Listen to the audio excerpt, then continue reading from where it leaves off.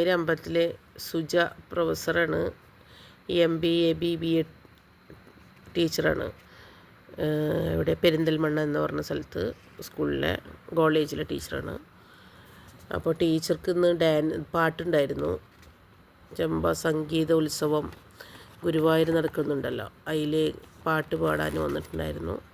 നന്നായിട്ട് പാടി, വളരെ നന്നായിട്ട് പാടി. അപ്പോൾ പാടി കഴിയുമ്പോൾ ഗുരുവായൂർ ദേവസ്വം ഒരു ബാഗ് കൊടുക്കുന്നുണ്ട്, കിറ്റ്. അപ്പോൾ ആ കിറ്റിലുണ്ടായിരുന്നതാണെന്ന്. ഇതാണ് ഒരു കൊടുക്കുന്ന കിറ്റ്. ഭക്തപ്രിയ എന്നാണ് ബുക്കിൻ്റെ പേര്. എന്നിട്ട് കൊടുക്കുന്നുണ്ട്. ആന ശീബേലി ആനപ്പുറത്തിരുന്നിട്ട് പോകുന്നു ഗുരുവായൂരപ്പൻ. നവംബർ 25 തുലാമാസം വൃശ്ചികം 1 അങ്ങനെ കലണ്ടറോട് കൂടി അമ്പലത്തിലെ എല്ലാ വിശേഷങ്ങളും അതിലുണ്ട്. ഉള്ളിൽ തുറന്നു കഴിഞ്ഞാൽ നമ്മൾ കണ്ണനെ കണ്ടുകൊണ്ടേ നമുക്ക് എല്ലാം നോക്കാം. ഓരോ ചരിത്രങ്ങൾ, ഗുരുവായൂർ അമ്പലത്തിലെ ഐതിഹ്യങ്ങൾ, ഗുരുവായൂർ അമ്പലത്തിലെ പൂജാക്രമങ്ങൾ, ഗുരുവായൂർ അമ്പലത്തിലെ പല ഗുരുവായൂർ അമ്പലത്തിനെ കുറിച്ചുള്ള അറിയാനുള്ളത് ഒരുവിധം കാര്യങ്ങളൊക്കെ ഈ ബുക്കിലുണ്ട്. കാണാൻ നന്നായിട്ടുണ്ട്, വായിക്കാനും നന്നായിട്ടുണ്ട്. ഞാൻ വായിച്ചിട്ടില്ല, ഇന്നാണ്. പക്ഷേ എനിക്ക് തന്നതല്ല കേട്ടോ, നമ്മുടെ സുജ പ്രൊഫസറിന് മാഡത്തിന് കൊടുത്തിട്ടുള്ളതാണ്. മാഡം എന്ത് ചെയ്തിട്ടുണ്ടെങ്കിൽ എനിക്ക് തന്നിട്ട് പോയിട്ടുണ്ട്. മാഡത്തിന് കിട്ടിയ ആ പ്രൈസ് എനിക്ക് തന്നിട്ട് പോയി. ഭക്തപ്രിയ എന്നാണ് ബുക്കിൻ്റെ പേര്. അതുകൂടാതെ ഇനി ഒരു വലിയ സമ്മാനം അവർക്ക് കൊടുത്തിട്ടുണ്ട്. അതെന്താണെന്നറിയോ? നമ്മുടെ കൃഷ്ണനെയാണ്, ഗുരുവായൂരപ്പൻ്റെ ഈ ഫോട്ടോ. ഇത് അവർക്ക് കൊടുത്തു ഗുരുവായൂർ അമ്പലത്തിൽ നിന്ന്. അപ്പോൾ അവരെനിക്ക് തന്നു. എന്തൊരു ഭംഗിയാണ് കൃഷ്ണനെ കാണാമെന്നറിയോ? ഉണ്ണീനെ കാണുമ്പോൾ നമ്മളെ മനസ്സും നിറയും. എന്തെന്നില്ലാത്തൊരു ആനന്ദം, സന്തോഷം നമ്മുടെ അടുത്ത്. ഇന്നൊരു ചേച്ചീനെ ഞാൻ പരിചയപ്പെട്ടു. അവരുടെ സ്വന്തക്കാരാണ് കേട്ടോ. പേര് രാധ. ആ ചേച്ചി ആ ചേച്ചി പറയണത് കേൾക്കണം. ഗുരുവായൂർ ദേവസ്വത്തിൽ ജോലി ചെയ്യണത് എത്ര വർഷമായിട്ട് അവരുടെ ഭർത്താവും അവരൊക്കെ. അപ്പോൾ അവർ പറയണു, ആര്യരി കുടുംബണേ, അവർ പറയണം, അയ്യോ ഞങ്ങൾക്ക് എത്ര ഗുരുവായൂരപ്പൻ്റെ അനുഗ്രഹമാണ്, കൃഷ്ണനാണ് എല്ലാം, കൃഷ്ണൻ എന്ന്. അത് കേട്ടപ്പോൾ നമുക്ക് എന്തെന്നില്ലാത്ത സന്തോഷം തോന്നി. എല്ലാവരും കൃഷ്ണൻ ഇത്രമാത്രം സ്നേഹിക്കുന്നുണ്ടല്ലോ ഗുരുവായൂരപ്പ. എൻ്റെ ഗുരുവായൂരപ്പനെ നമുക്കും സ്നേഹിക്കാൻ പറ്റണേ എന്ന് തോന്നിപ്പോയി.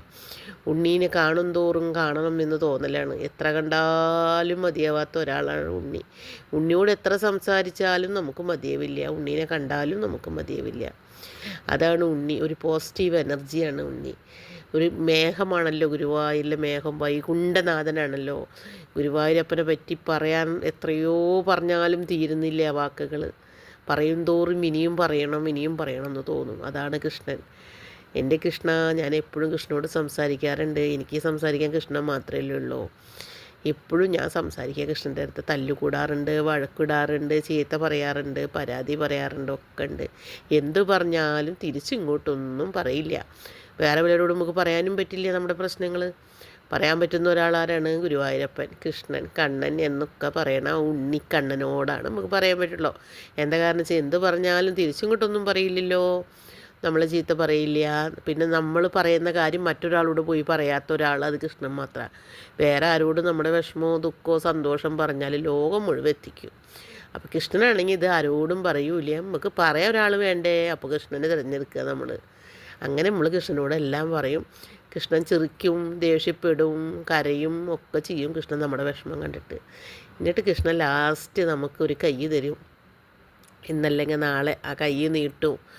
എൻ്റെ ഭക്തയെ വിഷമിക്കരുത്, എൻ്റെ ഭക്തരുടെ കൂടെ ഞാനുണ്ട് കേട്ടാന്നൊരു വാക്ക് കണ്ണൻ പറയും. നമ്മുടെ കണ്ണ് നിറഞ്ഞു പോകും. കൃഷ്ണൻ വരും നമ്മുടെ അടുത്ത്. ആ കുഞ്ഞിക്കാലും കുഞ്ഞിക്കൈയൊക്കെ വെച്ച് നമ്മുടെ അടുത്തേക്ക് വരും. നമ്മുടെ പിന്നിന്ന് നമുക്കറിയാതെ ആ കുഞ്ഞിക്കൈ നമ്മുടെ തോളിൽ തൊടും. വിഷമിക്കണ്ടാട്ടാ എന്ന് പറഞ്ഞിട്ട് ആ ഒരു സ്നേഹത്തിന് വേണ്ടിയാണ് ഓരോ ഭക്തരും കണ്ണനെ നോക്കിയിരിക്കുന്നത്. കണ്ണാ ഗുരുവായൂരപ്പാ,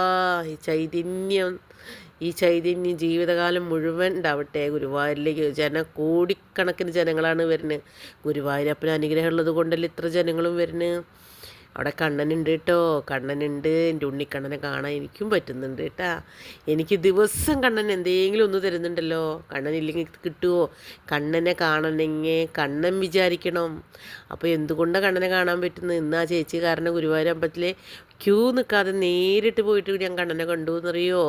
ഇല്ലെങ്കിൽ പ്രാദേശികം ക്യൂ നിൽക്കണം, ക്യൂ പോലെ നിൽക്കാതെ കണ്ടു. അപ്പോൾ അതിൻ്റെ കണ്ണൻ വിചാരിച്ചു.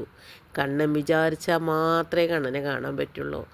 എനിക്ക് എൻ്റെ കണ്ണനെ ദിവസം 2 നേരവും 3 നേരമൊക്കെ കാണാൻ പറ്റുന്നുണ്ട് കേട്ടാ. ഉണ്ണി ഞാൻ ഇത് വന്നിട്ട് ഒന്ന് ഉറങ്ങാന്ന് വെച്ച് കണ്ണടച്ചപ്പോൾ ഉണ്ട് ഉണ്ണി ഷീബയിലുടെ ആനപ്പുറത്ത് വരുന്നത് എൻ്റെ സ്വപ്നത്തിൽ. അങ്ങനെ ഞാൻ എൻ്റെ ഉറക്കം പോയി എണിച്ചിരിക്കുകയാണ് ഉണ്ണി ഇപ്പോൾ ഞാൻ. അപ്പോൾ ഉണ്ണീനെ എടുത്തിട്ട് അവിടുത്തെ ആനപ്പുറത്തിരിക്കണം വരില്ലേ, തമ്പുരാൻ വരില്ലേ, അതാണ് ഞാൻ എൻ്റെ ഉറക്കത്തിൽ. അങ്ങനെ ഞാൻ എണിച്ചു. അതോടുകൂടി എൻ്റെ ഉറക്കം പോയി. അപ്പോൾ ഉണ്ണിക്ക് എന്നോട് ഇഷ്ടമുണ്ട്, എനിക്ക് ഉണ്ണിയോടും ഇഷ്ടമുണ്ട്. ഉണ്ണിയില്ലെങ്കിൽ ഞാനില്ല. ഉണ്ണിക്ക് പിന്നെ എത്രയോ ഭക്തരുണ്ടല്ലോ. എനിക്കാരാ ഉള്ളത്? എനിക്ക് ഉണ്ണി മാത്രമേ ഉള്ളൂ. എൻ്റെ പൊന്നുണ്ണി കണ്ണൻ മാത്രമേ ഉള്ളൂ. ശരി ഉണ്ണി, ഉറങ്ങിക്കോളൂ കേട്ടോ. ഞാൻ ഉറങ്ങാൻ പോവാണ് ഉണ്ണി. ഓക്കേ. ഹരേ രാമ ഹരേ കൃഷ്ണ. എൻ്റെ പൊന്നുണ്ണി കണ്ണാ. നാരായണ നാരായണ.